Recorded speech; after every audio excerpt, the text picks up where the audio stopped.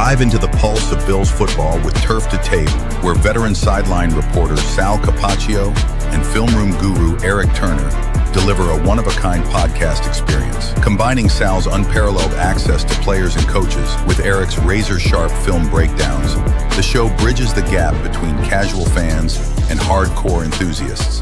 This is Turf to Tape.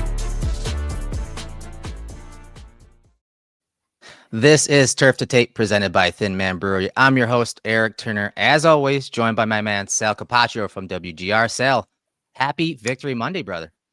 Yeah, I just got off my radio show, and Victory Monday is always great to hear from the fans and how they're feeling. And it was really nice to kind of open up that radio mic this morning, talk about a really well-earned victory by the Buffalo Bills, well-balanced victory, playing the way that Sean McDermott talks about wanting to play football and having a two-dimensional attack. Yes. That's on offense, of course, with running the football and throwing it. But then, of course, the defense doing a great job as well. This was a really, really solid victory for the Bills. Yeah, a different feeling from last week's victory over the Panthers, a 28-21 win over the Kansas City Chiefs at Highmark Stadium.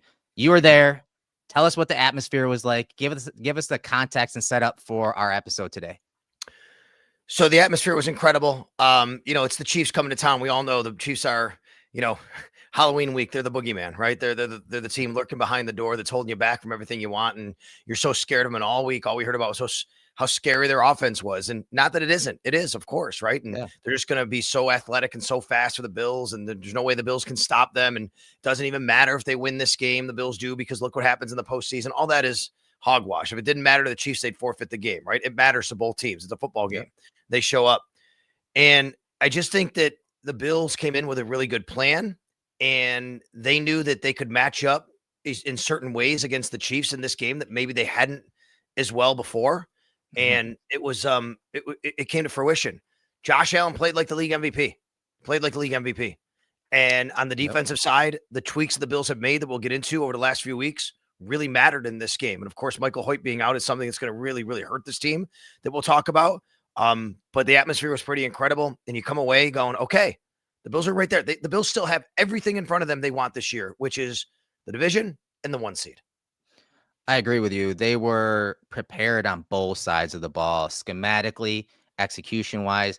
Schematically on offense, they had the answers for the Chiefs. And sometimes, the Chiefs were showing that blitz, and maybe they popped out and didn't blitz, but the Bills had answers. And I thought Josh got to those answers more times than not. Even if that blitz or those pressures weren't coming, they were a lot more physical. They were nastier. There was a certain attitude that they had on both sides of the ball.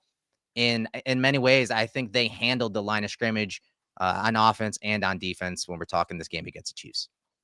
No doubt. Look, I mean, the game was probably at the end closer than what it felt like it should have been, but you're playing the 3-time defending AFC champs. You're playing a great coach and a great quarterback.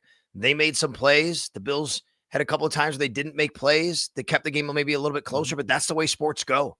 And this is why you play the game at the end of the day. And now the big picture is the Bills go to Miami and have an awesome opportunity to get to 7-2 on the season and really keep pace with the New England Patriots, who have a tough game coming up against the Tampa Bay Buccaneers. So, hey, it's game back on, baby. The defense, let's start on that side of the ball, because we saw so many wrinkles in this game that really, I'd say both sides of the ball, offense and defense. There were some really nice wrinkles from both coordinators in this game. And on defense, their ability to pretty easily shut down the run and kind of box up the run game of the Chiefs, which is not really much of a threat, get ahead early so that they could play their game on defense and allow, as you posted earlier, some of the snap counts of the Bills being in nickel and dime for a majority of the game. I want you to talk about that, but I thought they did a great job of getting the game script in their favor so that their defense could be successful when we're talking defending Patrick Mahomes in that passing game. When Shaq Thompson had his injury this week, obviously it's a big deal, right? You didn't want to be without him. But I kept thinking all week, I don't really know how much they're going to play base anyway. And if Terrell Bernard is going to be the middle linebacker, I don't know if it should really impact him in this game as much as it would in other games. The Bills in this game matched up the way I said earlier, better against the Kansas City Chiefs than they do against a lot of teams, because the Chiefs aren't a heavy personnel team this year that much. They're not a team that's going to really try to pound the ball at you. So the Bills, even though Taron Johnson was out, and you don't want to ever lose Taron Johnson, they had a very capable nickel backup in Cam Lewis, and he's been doing this played for 8 years now in this very system, good, right? Sal. He played very good in this I game. mean, he is, and Erik, he's so small, right? But he Yeah. plays so big for his size, and he's just so smart. Cam Lewis is the perfect example of a guy who knows this system like the back of his hand because he's been in it for so long, and what he can do in this system when he gets inserted. You're not missing a lot, really, when Taron Johnson's out and you put Cam Lewis in, and that's no disrespect. And he has an ability to do something Taron Johnson doesn't. He can play safety, and they can play the game and they with moved him. and they moved him around, right? So the Bills had that. And then they also had Michael Hoyt. Now, granted, he got hurt a little bit later, but to be able to move him around and what they were doing with him, someone's going to have to fill that void. But they were able to get after Patrick Mahomes better than they have in any other game that they played against him. And I think the Bills are kind of built for this, to beat the Chiefs. Yeah. It hasn't worked out in the playoffs. I get it. Like, all that is true. They've been very close games. When you sign free agents, you're drafting and signing players start out to win your division, to match up against the quarterbacks in your division, the defenses in your division. But there's a bigger picture here because the Bills have been winning divisions and they haven't gotten over the Chiefs. The Bills have kind of built their team to beat the Chiefs in a lot of ways. And that's why they're not as effective against a team like the Ravens, because the Ravens are a totally different team and the Bills don't match up that against them. Cam Lewis, I thought he had a great game. And last year, I was very critical of him because he was targeted a lot and he was giving up some big plays. But this game, he almost matched up perfectly when you're talking being lined up across from Rashee Rice, because he's quick. All right. So Cam Lewis is quick, but he's also scrappy and kind of handsy and physical. Yeah. And he was getting his hands on Rice in this game a bunch. You talked about the versatility. They put him as a deep half safety a couple times, allowed Bishop to come down and play near the box in man coverage situations. I thought he played great. But I want to talk about this pass rush because for a majority of the year, the pass rush has been there. And now when Hoyt came back last week, we saw some of those cool wrinkles that we expected all offseason. And it really jump-started their pass rush game even more. It took it to another level, but not just from a pass rush sense. I thought what Hoyt brought, aside from just the football IQ and versatility, was a mentality, was a hustle, some tenacity, and a physical brand of football that I know Sean McDermott values. And I think, and I hope that even though Hoyt is out, that this defense and the staff saw the recipe, the type of things that they can do by operating that role. Maybe not with Hoyt, but maybe with Javon Solomon. Maybe we saw Dorian Williams do some things as a rusher in that package. And so maybe they saw the role and how they can still use it in certain situations to their advantage, even though Michael Hoyt is not there. Javon Solomon is not Michael Hoyt. There's no doubt about that. But I agree, he's got the same sort of ability to be able to kick inside. We saw that before Hoyt came back. He's not going to give you the same level of play necessarily, but at least you can simulate a lot of the things you're still trying to do from the interior. What really hurts about the Hoyt injury is you're also doubling down on the Ed Oliver injury. When Ed Oliver got hurt, what did we both say? Hey, you still got a guy who can go interior as a pass rusher here, and that's Michael Hoyt. Now you've lost that for sure. But I do think overall scheme, the Bills now are finding their way to saying, we can affect the quarterback in multiple ways, not just from the edge with Joey Bosa and Greg Rousseau. And they did. Joey Bosa had 5 quarterback hurries in this game. Greg Rousseau had 4 quarterback hurries in this game, right? So they're doing things on defense to, we always talk about eye candy on offense. They're doing a lot. They're giving a lot of eye candy on defense. They're making teams say, where's this guy coming from? I don't know if he's going to rush. I don't know if he's going to be down there for the run. They have a lot of versatility. It's almost in a lot of ways like positionless players. We've talked about a lot of times in the back end and the secondary. So I'm almost becoming positionless on the front end for the Buffalo Bills in a lot of ways here. But Javon Solomon is going to have to step up and play a role. And I don't know if the Bills, we have a question here from Nate who says, do I think they'll be trading for players or sign street free agents? I don't know if the Bills will try to trade for a defensive lineman because of this injury. What I do know, though, they need someone to help out in the interior on passing downs. Like, that's something they're going to be missing now going forward. Right. And in this game, the way they overcame Hoyt being, once he got injured, was they used Solomon, they used Williams. And if you're thinking about a 5-man pass protection, a lot of times you're going to have a 3-man slide going to one way, and then you have a man-sided protection, the sided protection that has one-on-ones for both pass rushers and offensive linemen.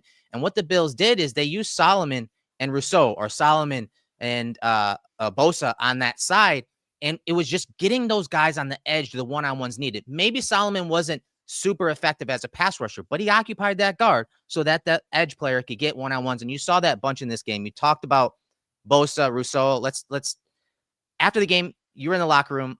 You interviewed Bosa after the game. I want to get your thoughts on what you asked and what he told you and just his overall impression of this game against the Chiefs. Joey Bosa is so happy to be in Buffalo. You know how I know that? He said the word happy like 20 times when we were interviewing after the game. I want to give you separate quotes. These are all separate lines and separate quotes in a 2-minute span. Okay. Joey Bosa said the following things. Just couldn't be happier right now. Yeah, just happy. Feel invigorated here. Feel reinvigorated here. So happy to be here. I'm just super happy. And just super happy. I mean, every time. And then listen, and he was like, I got to get in the cold tub. Like, I'm hurting, right? But yeah, goes, I'm also feeling old. I'm an old man. He goes, I'm feeling old because I am an old man.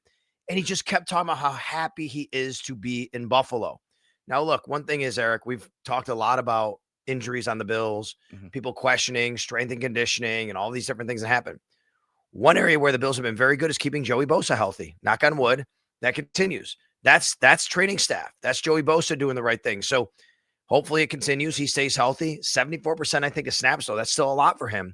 I don't think you want him up there that high. But in a game like this, you need all hands on deck. And that means Joey Bosa has to play a big role. And he did in this game. And they were impacting and affecting Patrick Mahomes all night long.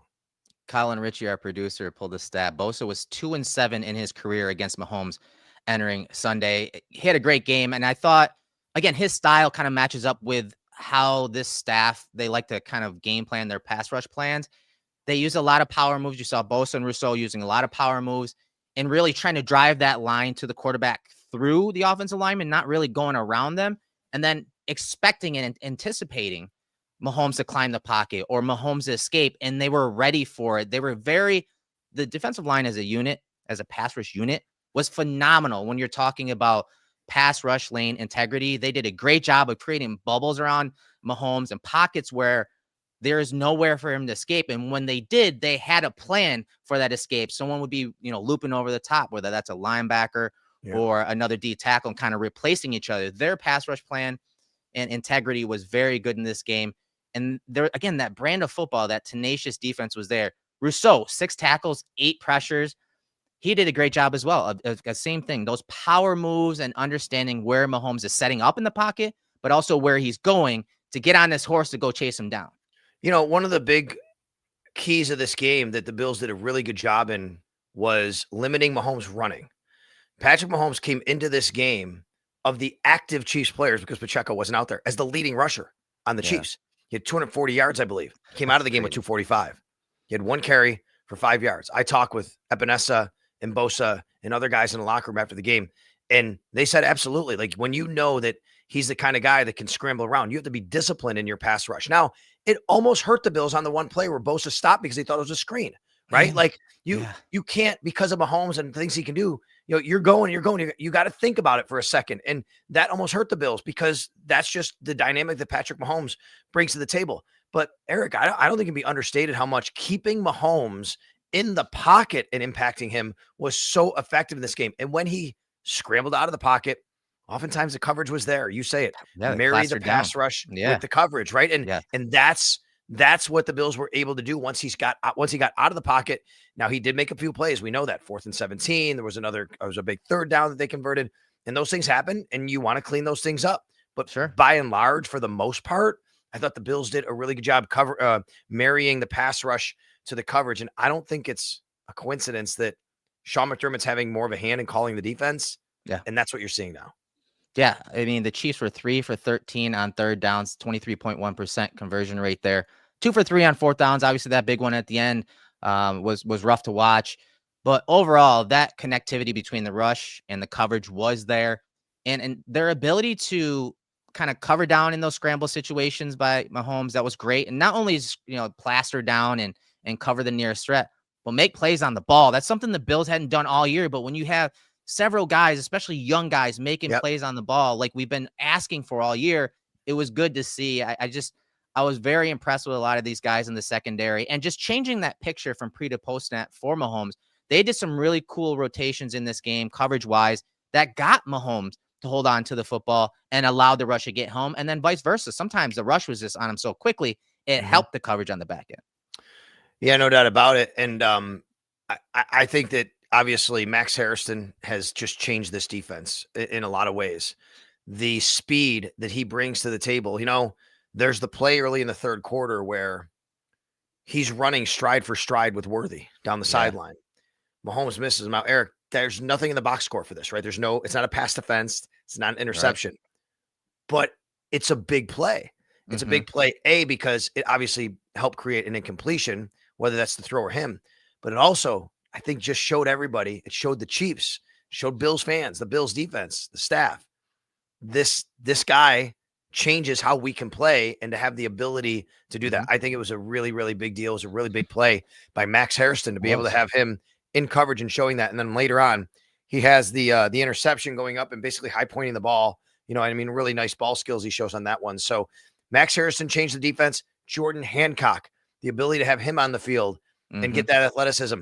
And I think now we're finally seeing the athleticism that Cole Bishop has, that we all have been talking about that he has, but now it's coming to fruition. Max Harrison on that play you're talking about, where he basically is up near the line of scrimmage, kind of in a soft press look where he squared up to the wide receiver Worthy.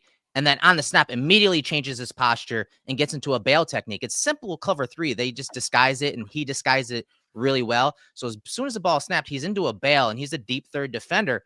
Coincidentally enough, Worthy gets into his blind spot. And so, as we all know, at certain points, zone turns the man, and he realized, hey, he's in my blind spot. He's really fast. I need to get to the man. So he speed turned to Worthy, closed that distance, attached to him. But then it just didn't end there. And he didn't just stop running. He kept his eyes up. He got his helmet around to find the ball and locate the ball. So there was no dispute that there would be some type of pass interference call. It was trusting himself, trusting his leg. Honestly, he's still wearing a brace. You saw that trust, and then you saw the confidence it gave him. But also, like you said, Bills fans, I'm sure the staff. It was one of those moments, especially that was capped off by the interception, again, end zone coverage. But it was one of those moments that it was nice to see, because like you said, he adds a different skill set and athleticism to the secondary. And I think that the Bills can now, expand upon what they can do schematically when they're talking coverages. Yeah, no doubt. And it just gives more options, right? Sean McDermott, I think, really is very, very good as a defensive coordinator when he has options. We've seen this. You go back to his days in Carolina playing big nickel and matching up.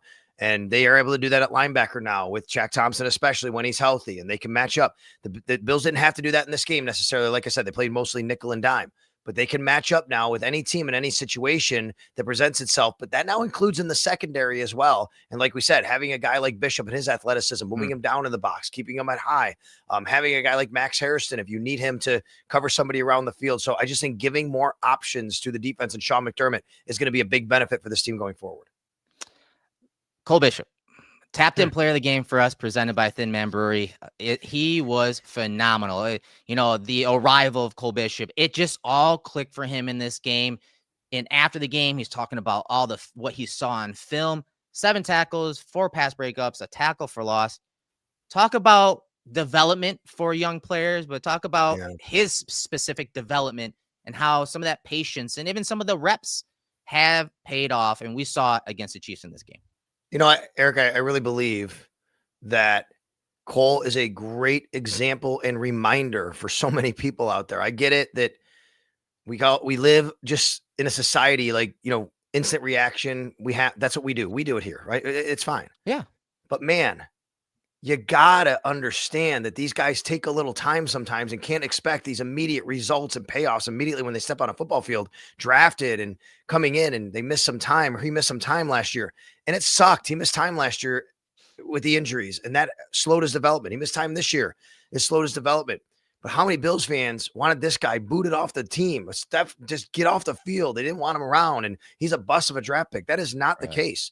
Cole Bishop is a great reminder that development is not linear. Not every single person has the same development path, depending on where you are. Heck, look what's going on with these quarterbacks who leave the Jets, like Sam Darnold, right? I mean, look, the development can happen. And I say Geno Smith too, when I say that, but situation matters. The team, the circumstance, the defense you're learning, the offense you're learning, how the training staff treats you coming back from injury. All that stuff matters. We are seeing now the real ascension that we have been waiting to see from Cole Bishop. Folks, he has started 12 games in his NFL career. He has started less than a full season. Give the kid a little bit of time. He's still going to make mistakes. He's not perfect. And Totally. he has still a ways to go.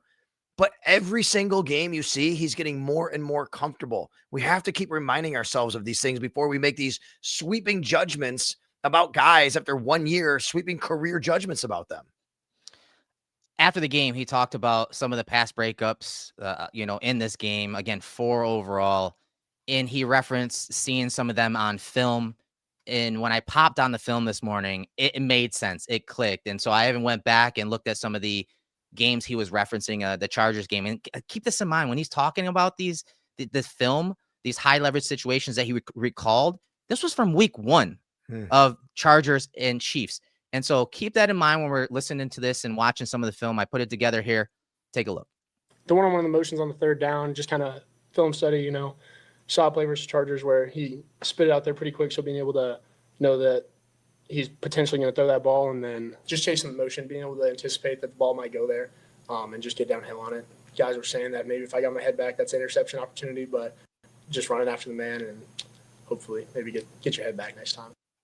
And Sal, and here's another play that it had to come on film. A 4x1 look to the bottom of the screen, week 1, right? And you see them just go ahead and on a hot throw it right to Brown on just a little curl route over the middle. Same thing yesterday on that 4th down play where here comes the 4x1. You'll see the running back come to the bottom of the screen, and Cole is immediately calling this out. And he's calling it out because Rashee Rice is there in the slot. And watch what he does on this play, where really he should be bumping out here because of this push right here. He should be bumping out to Kelsey. He trusts his eyes. He trusts his instincts. He trusts his film study, and he breaks on the ball to create that pass breakup. I can't stop but think that it's great stuff. Having guys like Jordan Poyer in the room, having those veterans that, last year, Micah Hyde, how important it is to study film, but how important to take it from the meeting and classrooms to the field. And I felt like this was one of those games where the light just came on, where he was able to do that routinely. Couple things. Number one, that play you showed, that's an example. So Cole comes down and Cam Lewis goes back and plays safety on that play. Yeah. They actually switched spots. And I'll give a shout out to my colleague, Sneaky Joe DiBiase on WGR, who noticed that. And I didn't realize that in real time, that they actually flipped spots on that play. Cam Lewis goes back and plays safety. Cole Bishop comes down into the box. He plays the nickel essentially, right? So, this is the versatility and the flexibility that we're talking about right here. And then the other point you're making, Cole Bishop's a different player since Jordan Poyer has been next to him. And that could be a Taylor Rapp point, no doubt about it.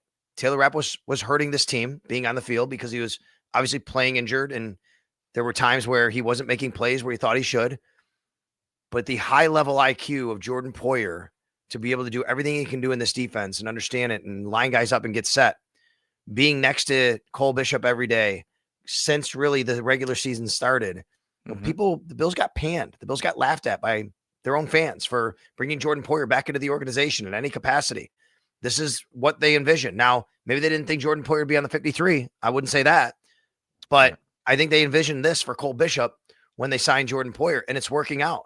And it's pretty special to see. And what I'm most impressed about, and this is the cool stuff that I like to see and bring to the table here, which is what you didn't see was after the game, I was standing right by the goal line on the final play when they knocked down the Hail Mary. Yeah. And my post-game interview, I was all set. I'm like, I'm going to go and get Cole Bishop after he had a great game. I want to get him on the post-game interview. So it goes down. I'm looking right at Cole, and I'm like, I'm going to run out there and go get him. As I get out there, I see Jordan Poyer go right over to Cole Bishop. I had to wait to tell our producer that I had Cole Bishop. And the reason was he was in a big embrace with Jordan Poyer. Jordan Poyer went over to make sure he gave him a hug, and they shared a moment together after that play. Erik, I can't tell you how important it is, and you know this, to have a guy like Jordan Poyer embrace that role, that role as the mentor and basically passing the torch. Jordan Poyer's not out here for the limelight. He's out here to help the team win. And for him and Cole to have that relationship, that was just super cool in that moment for me to see and say, like, yeah, these guys get it together right now. Yeah, Poyer, he's the type of guy that's in Bill's DNA, obviously. He lacks an ego. He's selfless. He's willing to put aside his ego to help others. And it showed up for Cole Bishop, that experience of working with and under Poyer and Hyde really showed up. Like, no exaggeration. Bishop led the secondary in so many ways. If you watch the film back prior to the snap, Bishop's the one pointing out the coverages. If there's motion or shifts, he's calling the checks. You see him do it. And there were times where even he was getting to the check call quicker than Terrell Bernard, who's usually the one that kind of leads that from the front. And so you saw the athleticism, the versatility, the plays on the ball in big moments. It was just awesome to see, once again, see him take it from, the practice rooms to the field and really let us know about that so that we can highlight it like we just did in that segment. That's why Cole Bishop is our Captain Player of the Game, presented by Thin Man Brewery. And if you guys haven't heard, Mafia Light from Thin Man Brewery hits different with just 3.5% ABV and only 80 calories per 12-ounce can. Drinks like water with notes of beer. It's the first craft Pilsner of its kind, brewed and packaged right in Western New York. A true game changer for local beer lovers. Again, Cole Bishop, our player of the game, tapped in segment. I hope that this is, one of many, honestly, when it comes to his play, because they need him to step up in these big moments, in these big games like we saw against the Chiefs going forward. So, Sal, with that said, anyone else that you want to give an arrow up or arrow down on the defensive side of the ball? I just think that the defensive ends overall, I think AJ Epinesa, Greg Rousseau, the job they did to impact this game, the hit that Epinesa had against Patrick Mahomes on the sidelines. I mean, listen, we all know Patrick Mahomes has been doing that whole thing on the sidelines where, excuse me, Erik, where he basically gets over there and he's kind of looking for someone to hit him so he can get a call, right? And you know what happened in this moment? AJ Epinesa like, I don't care, I'm hitting him. Like, he's on the sidelines and he's in play and I'm hitting him. And it was a legal hit. It was a great hit. And I watched Mahomes. He was right next to me. I watched Mahomes after that, and he was hurting. He was hurting. And, he was getting up. I give the guy a lot of credit being tough. He got hit a lot, but I mean, he was hurting. I just think that the way that those guys played on the defensive end really mattered. And listen, I think everybody deserves it. Fedarian Mathis, guy got called up, he's playing snaps. The Bills, the Chiefs didn't really have to run the ball very much. They didn't try to run the ball very much. They didn't have much of a run game. They had a couple nice, decent runs, but that was about it. So, really nice job overall by that group. Yeah, you mentioned that hit by Epinesa on Mahomes. Mahomes felt it. The hit by Cole Bishop on Travis Kelce in the red zone. Kelce felt that. He was slow to get up after that play in incompletion. And I know McDermott and Babbage are probably just loving that type of physicality and brand of football because they're doing it the right way. But they're also making, when, plays, whether they work or not, they're making their presence felt. And I think, that's something that can go a long way for this defense when we're talking rushing the quarterback, but also in coverage. So with that said, let's flip the script. Let's go to the offensive side of the ball. Let me hear your top-down thoughts about Joe Brady, his game plan against the Chiefs defense. Obviously, a very well-coordinated defense by Steve Spagnuolo. What were your thoughts on the game from top down? Well, the Bills did what they have to do, which is get the lead, I think, which allows them to play differently as the game goes on. It's important to get the lead. And on the first drive, they got aggressive at the end. They threw the touchdown pass to Dalton Kincaid. Great route. That's a mismatch the Bills will take every time. Dalton Kincaid against a linebacker, and he falls down on the route. The linebacker does. Dalton makes a great route. The Bills get up early, and it kind of really spearheads them the rest of the way. But this was the classic two-dimensional offense the Bills talk about all the time. They lean on a really good run game, the best run game in the league. They run for 140 yards.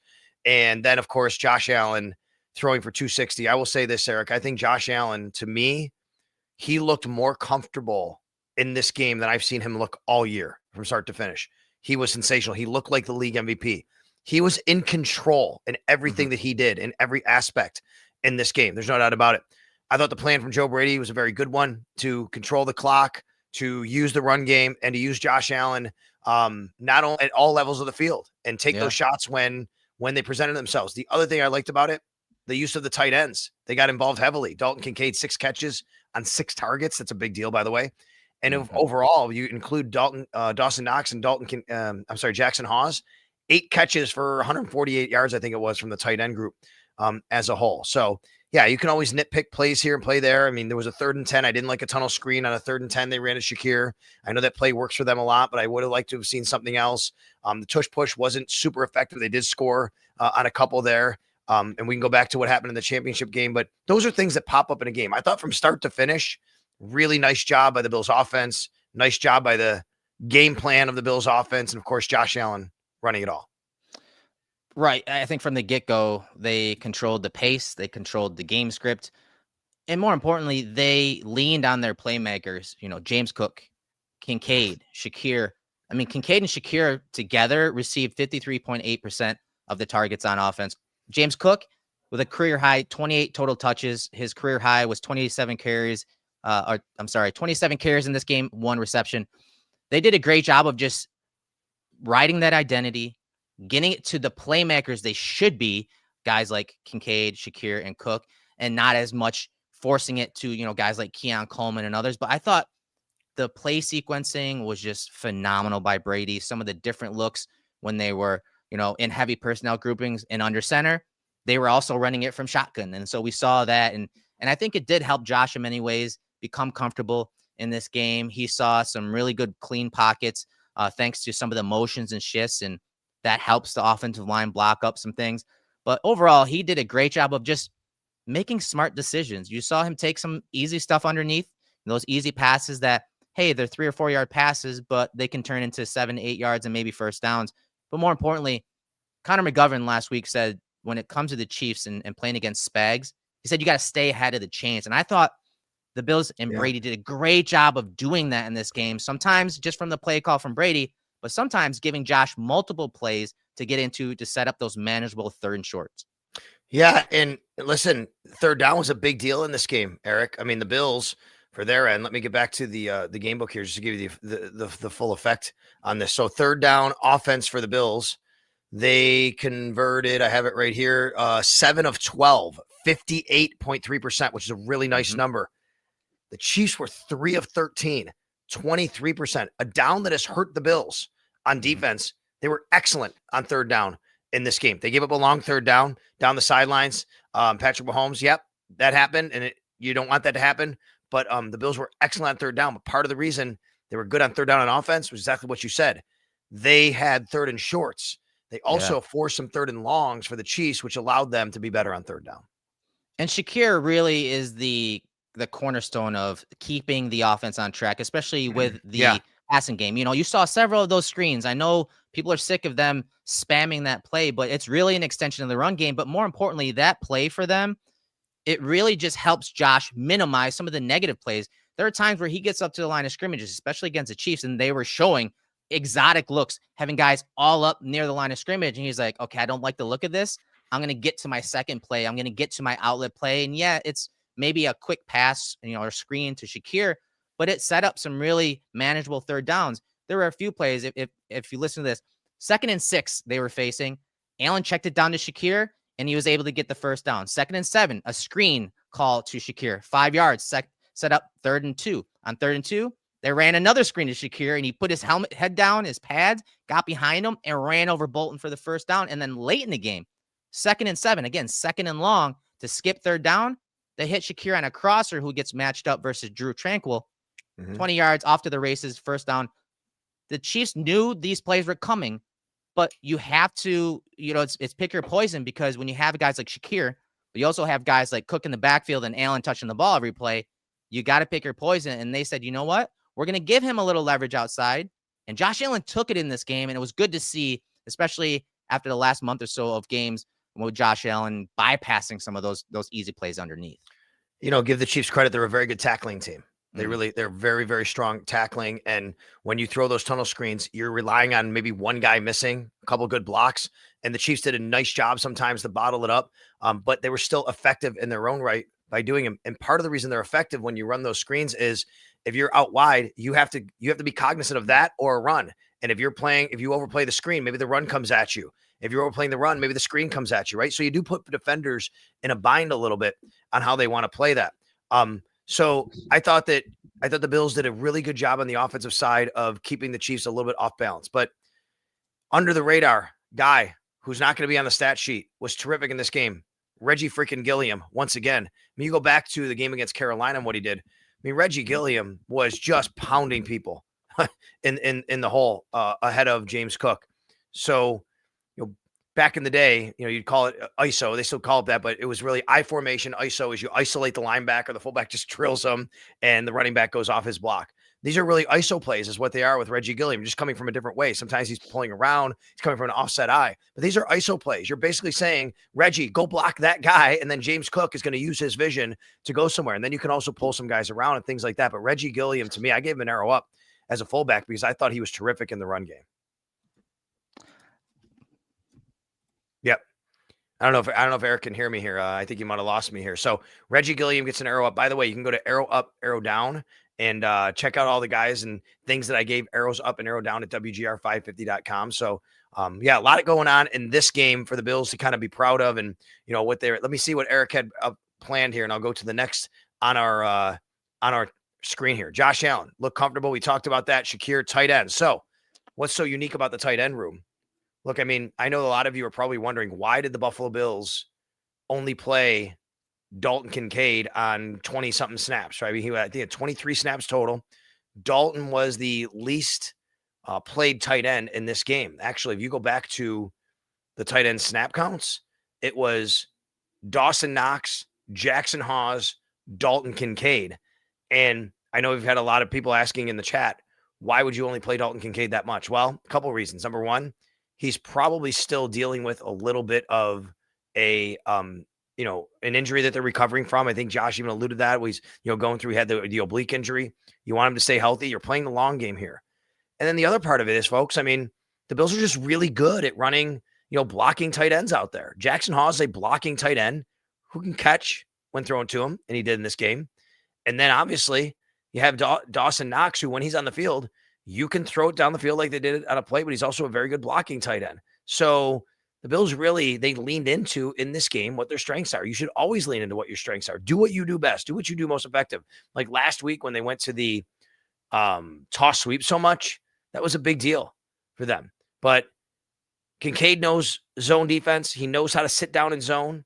And he's a matchup problem for linebackers. He's a matchup problem sometimes for secondary corner players because of his size, and then linebackers because of his speed. He runs the play that scores the touchdown on. The linebacker falls down on the play, actually, in this particular play. So that's a big reason why they did that. Tight ends combined in this game, 9 targets, 8 catches, 149 yards, and a TD. And it wasn't just the running backs in this game, or tight ends. It was the running backs, too. The running backs in this game helped out in the pass game as well.